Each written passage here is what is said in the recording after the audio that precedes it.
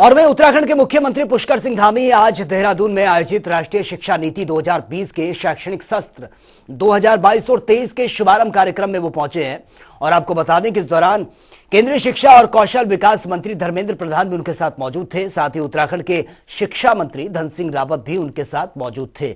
CM Dhami ने कहा कि नई शिक्षा नीति को लाने का कार्य प्रधानमंत्री जी के नेतृत्व में हुआ है और इससे शिक्षा के क्षेत्र में नई क्रांति आएगी। उन्होंने कहा कि नई शिक्षा नीति के माध्यम से राज्य सरकार संकल्पबद्ध होकर काम कर रही है। मेडिकल के जटिल विषयों की पढ़ाई अब हिंदी में शुरू हो गई है। इस दौरान केंद्रीय मंत्री धर्मेंद्र प्रधान ने कहा है कि विकास में एक नया बेंचमार्क उत्तराखंड खड़ा करेगा और नई शिक्षा नीति से बड़ा बदलाव देखने को मिलेगा।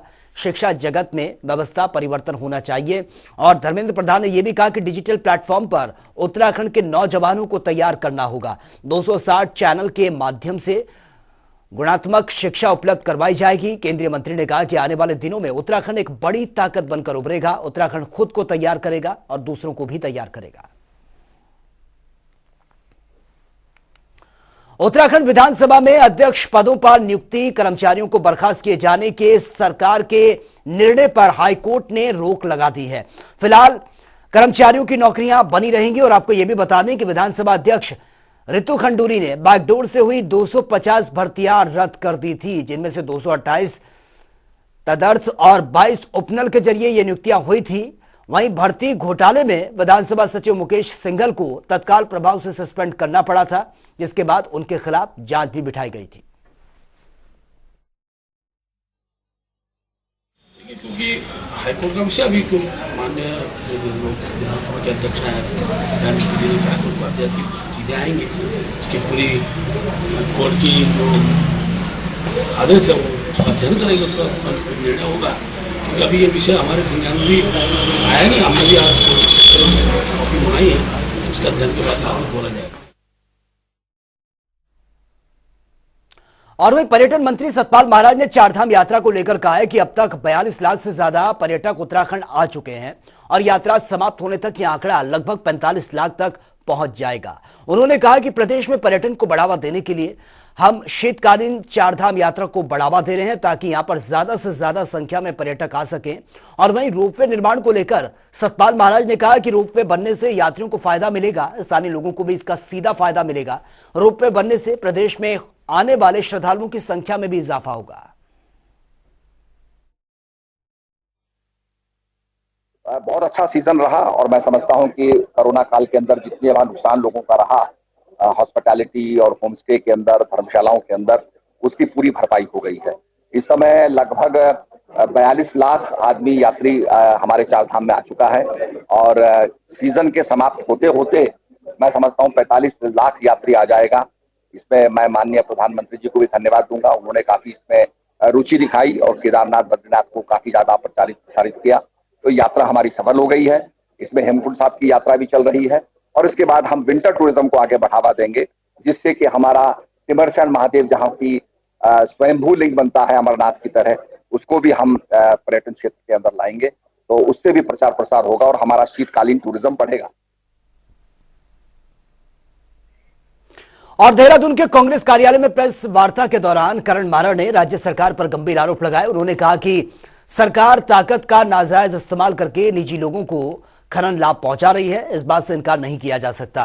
कैबिनेट मंत्री सौरभ बहुगुणा की हत्या की साजिश के मामले पर भी खनन से ही जुड़ा हुआ कांग्रेस ने यह बताया है, जिसका सबसे बड़ा उदाहरण कल कैबिनेट मंत्री के भाई के घर हुई चोरी को उन्होंने बताया।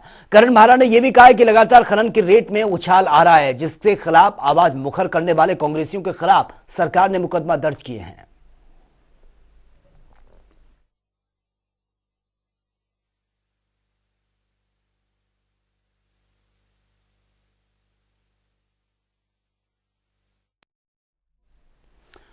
और वही मुख्यमंत्री पुष्कर सिंह धामी ने नई पहल शुरू की है। अब सीएम धामी महीने में एक दिन बीजेपी प्रदेश मुख्यालय के जनता दर्शन कार्यक्रम में शामिल होंगे और इसी के तहत हर दिन कोई ना कोई मंत्री आम लोगों की समस्या सुनने के लिए पार्टी कार्यालय में बैठेंगे। बीजेपी प्रवक्ता विपिन कैंथोला ने कहा है कि ऐसा उत्तराखंड के इतिहास में पहली बार होगा जब मुख्यमंत्री आम लोगों की समस्या सुनने के लिए जनता के बीच पहुंचेंगे।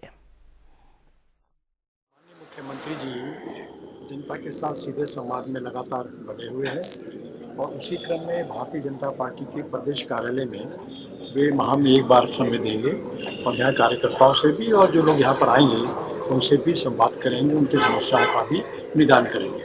तो ये उनकी जो एक कार्यशैली है कि लोगों से सीधा मिलना, कार्यकर्ताओं से सीधा मिलना, उसी का अपने आप में परिणाम है। इसका कार्यक्रम का जो स्वरूप है, हमारे प्रदेश के माननीय अध्यक्ष श्री महेंद्र भट्ट जी इसको अंतिम रूप दे रहे हैं। और बीजेपी के राष्ट्रीय मीडिया प्रभारी और राज्यसभा सांसद अनिल बलूनी हल्द्वानी पहुंचे हैं और मीडिया से बातचीत करते हुए कहा कि पिछले कुछ समय से राज्य में जो भी भ्रष्टाचार को लेकर कार्रवाई सामने आई है, बीजेपी की सरकारों का मूल मंत्र है कि जहां भी भ्रष्टाचार या अनियमितताएं सामने आई हैं उनके खिलाफ कार्रवाई की जाए। और साथ ही उत्तराखंड में नकल माफिया गैंग हो या फिर भ्रष्टाचार के अन्य मामले, सरकार ने कड़ी कार्रवाई की है। मुख्यमंत्री पुष्कर सिंह धामी के नेतृत्व में उत्तराखंड में विकास की गति और आगे बढ़ी है। हमने जनता से जो भी वायदे किए हैं उन सभी को हम जल्द पूरा भी करेंगे। देखिए, भारतीय जनता पार्टी ने एक नया राजनीतिक कल्चर और सरकार में और समाज में एक नया कल्चर को पैदा किया है। हम लोग नियमित रूप से काम करते हैं, राउंड द क्लॉक काम करते हैं और ऐसा नहीं कि चुनाव की तैयारी को लेकर करते हैं, लगातार काम करते हैं, साल भर पूरे टाइम काम करते हैं। तो हम लोगों को चुनाव में कोई एक्स्ट्रा बर्डन हमारे ऊपर हो ऐसा नहीं होता है। हम लोग नियमित तौर पे काम करते रहते हैं। अभी 2-2 राज्यों में इलेक्शन है, 5-5 साल पूरे हमारी सरकार ने मेहनत की है, हमारे कार्यकर्ता ने मेहनत की है, जनता की अपेक्षा के अनुरूप काम करने का पूरा प्रयास किया है। और जिस प्रकार से दोनों ही राज्यों में, गुजरात का चुनाव डिक्लेयर होगा कुछ दिनों के बाद और हिमाचल में चुनाव घोषित हो चुका है, दोनों राज्यों में हमारी सरकार ने बहुत अच्छा काम किया है। हमारी सरकार के कामकाज और हमारे नेतृत्व को सामने रखकर हम जनता से पुनः आशीर्वाद मांगने। और उत्तराखंड में दीपावली पर्व पर सुरक्षा को लेकर पुलिस प्रशासन खास चौकन्ना नजर आ रही है। देहरादून के बाजार में वाहनों के प्रवेश पर रोक लगा दी गई है, तो वहीं राष्ट्रीय संपत्तियों की सुरक्षा के साथ ही सीमा पर पैनी नजर रखने के निर्देश दिए गए हैं। पुलिस सुरक्षा एजेंसियों के साथ ही पीएससी भी तैनात की गई है। वहीं गढ़वाल डीआईजी करण सिंह का कहना है कि सुरक्षा के लिहाज से आतिशबाजी की बिक्री खुले मैदान में की जाएगी। साथ ही सुरक्षा एजेंसियों को सीमा पर विशेष चेकिंग अभियान चलाने के साथ ही पैनी नजर रखने के लिए कह दिया गया है। त्योहार का सीजन है ये, इसमें गहमागहमी, आवागमन इत्यादि बढ़ जाता है, बाजारों में भीड़ ज़्यादा रहती है। तो इस समय में, इस संबंध में एक तो कर्मचारियों को जो है मोबाइल हमेशा पूरे अपने क्षेत्र में मोबाइल में रहेंगे। कहीं कोई कंप्लेंट आता है, किसी चोरी छीना झपटी है, इस तरह की चीज़ें, लूट की चीज़ें, तो तत्काल अटेंड कर देंगे बिना देरी के।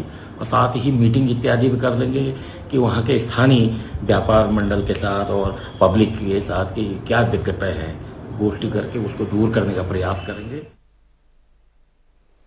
और बीते दिनों हुई बारिश की वजह से फलपट्टी क्षेत्र भीमताल में भारी नुकसान देखने को मिला था। कृषि और बागवानी सहित सार्वजनिक सड़कें, अंदरूनी मार्गों को भारी नुकसान पहुंचा है।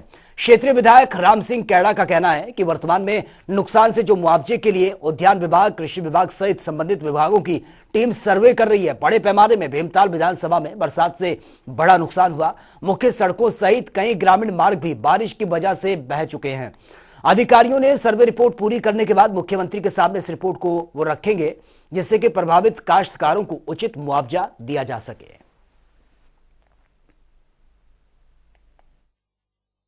भारी वर्षा की वजह से कई जगह हमारे काश्तकार बाहुल्य जो खेत हैं और वो बह गए हैं और कई जगह खेती जो हमारी है वो बह गई है।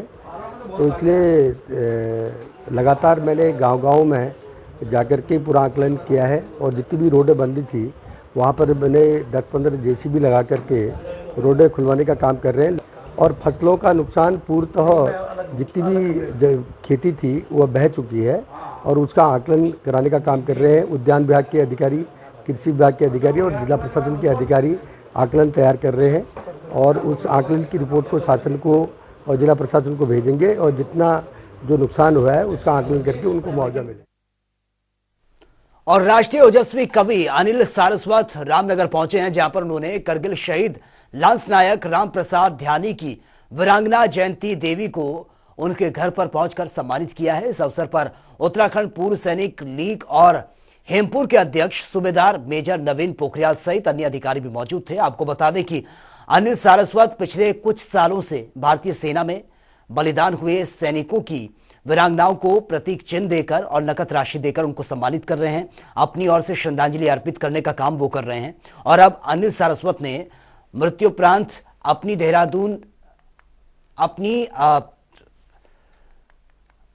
देहदान देने की भी उन्होंने घोषणा की है। तो फिलहाल इस बुलेटिन में मेरे साथ इतना ही, लेकिन तमाम खबरों के लिए आप बने रहिए जनता टीवी के साथ। नमस्कार।